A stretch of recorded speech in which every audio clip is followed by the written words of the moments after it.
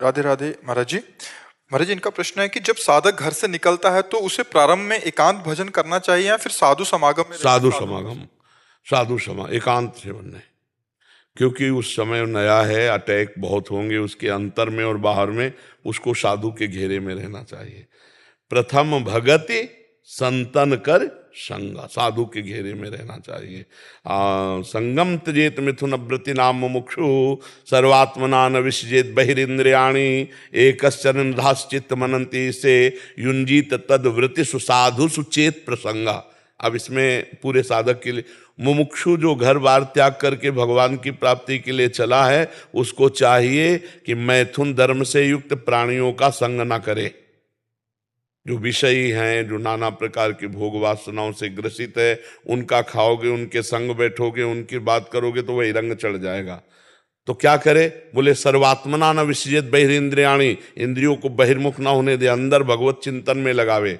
और भगवत चिंतन जब हो रहा है तो एक चरण, अपने को अकेला समझे, कोई साथी नहीं विश्व में।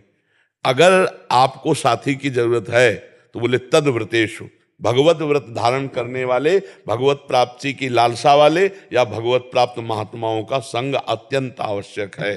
प्रथम भगति संतन कर संगा, दूसरी रतिमम कथा प्रसंगा, गुरुपद पंकज सेवा, तीसरी भक्ति अमान, चौथी भगत मम गुण गण करे कपट तजगात।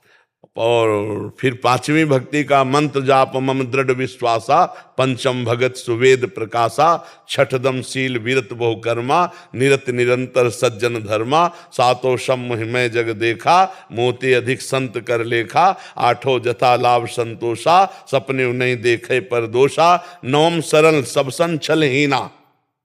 पूरी साधना का स्वरूप भगवान श्री राम ने सबरी जी के सामने वर्णन कर दिया। तो पहली भक्ति का स्वरूप ही है ये साधु संग। और साधु संग बाड़ा है। जैसे कोई नवीन पौधे जग रहे हों तो उन्हें अगर आप घेरे पे रख के, बाड़ पे, बाउंड्री पे नहीं रखोगे तो फिर बकरी आदि चर जाएंगी, और अगर चर गई तो किनगा निकलना मुश्किल है। ये ऐसा पौधा है भक्ति का। फिर एक बार भ्रष्ट हो जाने पर फिर उत्साह नष्ट हो जाता है कि अब क्या यार, मतलब गिर गए। तो अगर हम वो बाढ़, वो बाउंड्री संतों की बाउंड्री है, जहाँ 10 साधु रह रहे हो, वहाँ रह रहे हो, तो आप गलत नहीं कर सकते, गलत नहीं सोच सकते। भगवत चर्चा, साधु दर्शन, तो हमें लगता है साधु दर्शन में, साधु संग में रहे। और जब मन एकांत में भगवदाकार होने लगे तो सबसे ज्यादा एकांत है अपना हृदय देश। शांत अंतर्मुख होकर बैठ गए। बाजार भी एकांत है जिसका हृदय पवित्र है, और एकांत में भी प्रपंच है जिसका हृदय अपवित्र है। देखो एकांत में बैठकर क्या सोचते हो, क्या चिंतन होता है। और आजकल मोबाइल है, बहुत है एकांत में नष्ट कर देने वाला है।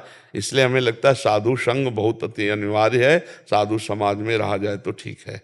अब वो समय नहीं रह गया जैसे हम लोगों ने जीवन काटा ना, आज का समय ऐसा ना। अब मान लो आप किसी गांव में भिक्षा मांगने गए गंगा किनारे, और किसी लड़के ने रो दिया, बोले लड़का चुराने आने आया तो मार डालेंगे लोग, देखो मार।